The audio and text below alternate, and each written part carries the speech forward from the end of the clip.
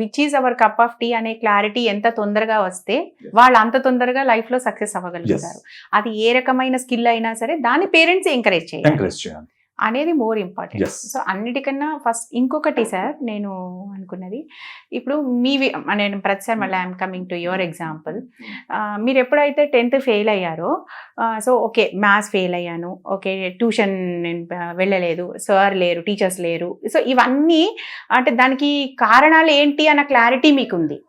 అంటే మనకు ఒక ఫెయిల్యూర్ ఎదురైనప్పుడు ఈవెన్ పిల్లలైన 10thలో మార్క్స్ రాకపోయినా, ఫెయిల్ అయినా, ఇంటర్మీడియట్లో అయినా, లేదంటే ఎంసెట్ ర్యాంక్ రాకపోయినా, దేనికైనా సరే ఆ క్లారిటీ అంటే ఎక్కడ మనం మిస్టేక్ చేసాము, ఏమేమి మనకి లోటుపాట్లు ఉన్నాయి అన్న క్లారిటీ తెచ్చుకోగలిగితే అక్కడ దాకా వెళ్ళరు. అది ఎలా తెచ్చుకోవాలంటారు? పిల్లల యాంగిల్ పిల్లలకి ఎక్స్పోజర్ ఇవ్వాలండి. ఎక్స్పోజర్ అంటే నేను అది ఎట్లా వచ్చినా కూడా నేను చెప్తాను. నేను చిన్నప్పటి నుంచి నాకు ఊహ తెలిసినప్పటి నుంచి బుక్స్ చదువుతున్నా. మా ఇంటి పక్కనే పంతులు గారు ప్రసాదరావు మాస్టర్ ఉండేవాడు. ఆయన మా తాత ఫ్రెండ్స్. రోజు మా తాత ఆయన ఈవినింగ్ కూర్చొని అడుగు మీద కూర్చొని మాట్లాడుకునేవాళ్ళు. నేను మా తాత పక్కన డిస్టర్బ్ చేస్తుంటే నాకు ఒక పుస్తకం ఇచ్చేవాడు ఆయన పంతులు గారు. బొమ్మల రామాయణం, బొమ్మల భారతం, ఇంత చిన్న చేతి పుస్తకాలు వచ్చేవి అప్పట్లో. ఆ బుక్ ఇచ్చేవాడు. నేను అది చదువుకుంటా, బొమ్మలు చదువుకుంటూ కూర్చునేవాడిని. అట్లా I read lot of books from my childhood. ఎప్పుడైతే నీకు టెక్స్ట్ బుక్స్ కాకుండా మిగతా బుక్స్, కథల పుస్తకాలు, నావెల్స్ ఇవన్నీ ఎక్స్పోజర్ అవుతామో మన థింకింగ్ హారిజన్ పెరుగుతుంది. బట్ ఇప్పుడు పిల్లలు అసలు ఆ రీడింగ్ ఇదే ఇంట్రెస్టే ఉండట్లేదు కదా. అదే కదా సమస్య అది. అందువల్లే పిల్లలు ఎక్కువ స్ట్రెస్ అవుతున్నారు. అందుకనే పిల్లలు ఆలోచించలేకపోతున్నారు, టెక్స్ట్ బుక్లు మించి ఆలోచించలేకపోతున్నారు. రైట్. మోరోవర్ అన్నిటికంటే పెద్ద పర్సనాలిటీ డెవలప్మెంట్ ప్లే గ్రౌండ్లో జరుగుతుంది. ప్లే గ్రౌండ్ ఎందుకంటే ప్లే గ్రౌండ్లో నువ్వు ఆడాలంటే, గేమ్స్ ఆడాలంటే గెలుపు ఓటమి రెండూ ఉంటాయి. గెలిచినప్పుడు ఎలా సంతోషించాలో, ఓటమి ఎలా తీసుకోవడం నేర్పిస్తుంది ప్లే గ్రౌండ్. రైట్. అలాగే టీంలో ఆడేటప్పుడు టీంతో ఎలా కోఆర్డినేట్ చేసుకోవడం నేర్పిస్తుంది, కమ్యూనికేషన్ స్కిల్స్ నేర్పిస్తుంది. ఇవన్నీ మనకు తెలియకుండానే గ్రౌండ్లో మనకు వచ్చే స్కిల్స్. ఇప్పుడు అసలు గ్రౌండ్ ఎక్కడుంది? అసలు పిల్లలకు గేమ్స్, స్పోర్ట్స్ ఎక్కడ ఉన్నాయి? ఓకే. సో ఆటోమేటిక్గా వాళ్ళకి ఓటమి ఎలా తీసుకోవాలో అర్థం కావట్లేదు. వాళ్ళకి అర్థం కాదు. సో ఇలాంటి సిచ్యువేషన్స్ లో ఇంకా మరి మన పేరెంట్స్ చెప్పినా ఎవరు చెప్పినా కూడా అది వీళ్ళు ఏదో క్లాస్ పీకుతున్నారు అనుకునే అవకాశం ఉంది కదా sir. More over this generation is called instant gratification generation. ఇప్పుడు రీప్లేస్మెంట్లే తప్ప రిపేర్లు లేవు. అది మొబైల్ అయినా, టీవీ అయినా, పెళ్ళైనా, చదువు అయినా రిపేర్లు లేవు. మీరు గమనించండి, ఒక జనరేషన్లో ఒక పెన్నుని ఎంత ఎక్కువ కాలం వాడితే వాడంత హీరో. ఇప్పుడు ఎన్ని మారిస్తే వాడంత హీరో. రైట్. సో మీనింగ్ మారిపోయింది. ఇప్పుడు ఫోన్ పడితే రిపేర్ చేయించడం కనపట్లే. ఇప్పుడు అది ఇచ్చేసి ఎక్స్చేంజ్ చేసుకున్నారు అంతే. So they are extending the same thing to even life also, studies also. Instant gratification అంటే మనము ప్రతిదీ కొనిపెడుతున్నారండి పిల్లలకి. ఇప్పుడు పేరెంట్స్, సింగిల్ చైల్డ్, ఇద్దరు పిల్లలతో ఉన్న పేరెంట్స్ ఏం చేస్తారంటే, ఇద్దరు కంటే ఎవరు ఉండలేదు ఇప్పుడు పిల్లలు. అప్పట్లో ఒక ఇంట్లో 3-4 పిల్లలు ఉండేవాళ్ళు. తప్పనిసరిగా అడ్జస్ట్మెంట్ వాళ్ళ జీవితంలో భాగం అయ్యేది. ఇప్పుడు అడ్జస్ట్మెంట్ అవసరమే ఉండట్లేదు. ఇప్పుడు అడ్జస్ట్మెంట్ అవసరం లేదు. ఫస్ట్ పాయింట్, ఏదైతే అది కొనిచ్చేస్తున్నారు. కొనివ్వటం వల్ల ఏమవుతుందంటే, మనము ఏది కోరుకుంటే అది మనకు వెంటనే వస్తుంది, ఇన్స్టెంట్ గ్రాటిఫికేషన్ దొరుకుతుందనే మైండ్ సెట్లో ఉంటున్నారు పిల్లలు. ఆ మైండ్ సెట్ పెరిగి పెద్ద అవుతున్నారు. ఎప్పుడైతే తమ కోరుకున్న దొరకదో అప్పుడు వాళ్ళు తీవ్రమైన డిప్రెషన్ లోనవుతున్నారు, ఎక్స్ట్రీమ్ స్టెప్ తీసుకుంటున్నారు. దీని ప్లేస్లో పేరెంట్స్ చేస్తాం ఏంటంటే, మీకు ఎంత డబ్బైనా ఉండండి, ఏమైనా ఉండండి, మీ పిల్లలకి మీరు డిలేడ్ గ్రాటిఫికేషన్ అనే సూత్రం అది నేర్పించండి. దీని మీద అమెరికాలో గత 70 సంవత్సరాల నుంచి స్టడీ నడుస్తుంది. Okay.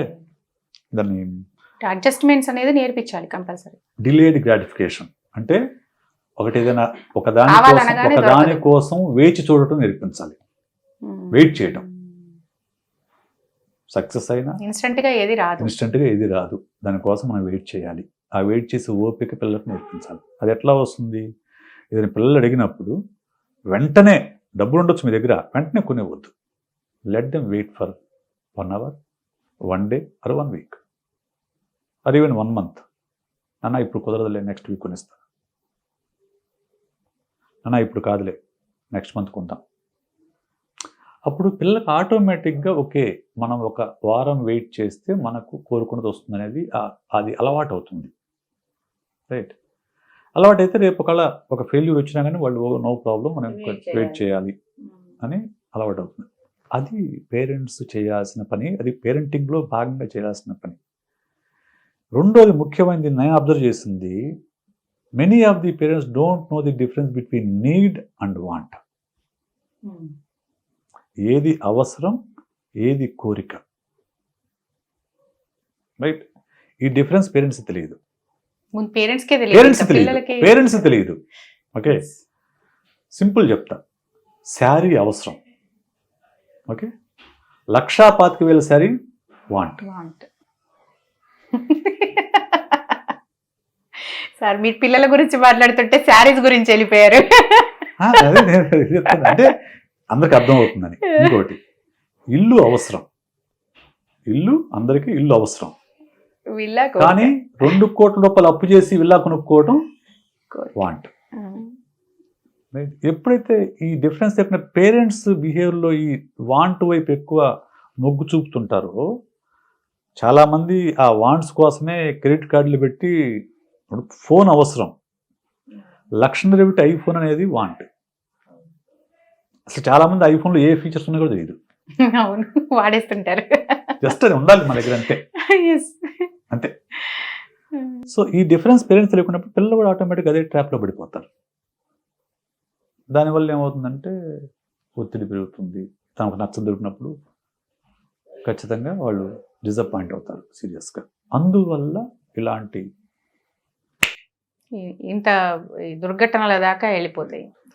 So first of all పిల్లలు హెల్దీగా ఉండాలన్నా, వాళ్ళు డిప్రెస్ కాకుండా ఉండాలన్నా, స్ట్రెస్ కాకుండా ఉండాలన్నా, ఎలాంటి అఘాయిత్యాలకు పాటుపడకుండా ఉండాలన్నా పేరెంట్స్ మారాలి.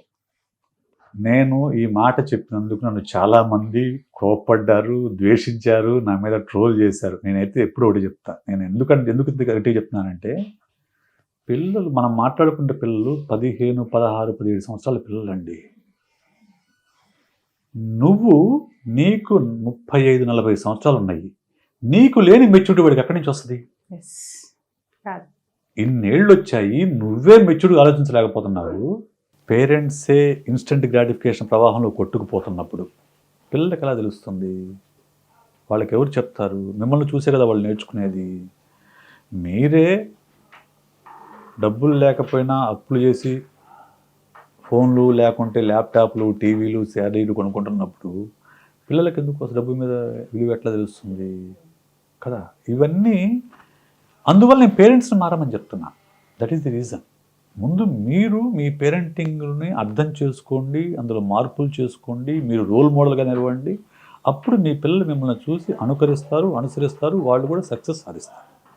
అలా చేయలేనప్పుడు మనము చెప్పేవి మాటలుగానే ఉంటాయి తప్ప అవి వాళ్ళ మనసుల్లోకి వెళ్ళవు. మాటలు కాకుండా చేతల రూపంలో మనం చేసి చూపిస్తే అప్పుడు ఆటోమేటిక్గా మనసులోకి తీసుకొని వాళ్ళు దాని ప్రకారంగా నడుచుకోగలుగుతారు. సో అది మీరు అల్టిమేట్గా మీరు చెప్పదలుచుకున్న విషయం, అంతే కదా. సో పిల్లల్ని కాపాడుకోవాలంటే పేరెంట్స్ మారాలి, అంతే కదా సార్. పిల్లల్ని కాపాడుకోవాలంటే ముందు పిల్లల పట్ల పేరెంట్స్ యొక్క వైఖరి మారాలి, పిల్లల పెంపకంలో పేరెంట్స్ యొక్క వైఖరి మారాలి, చదువు పట్ల పేరెంట్స్ వైఖరి మారాలి. ఓకే, చదువు లేకుంటే బ్రతకలేరనే భయం మారాలి. సో ఆటోమేటిక్గా they can help their children. వీటి పాల్పడకుండా ఎగ్జామ్స్ అయినా కూడా టెన్షన్ లేకుండా వాళ్ళు గట్టెక్కుతారు.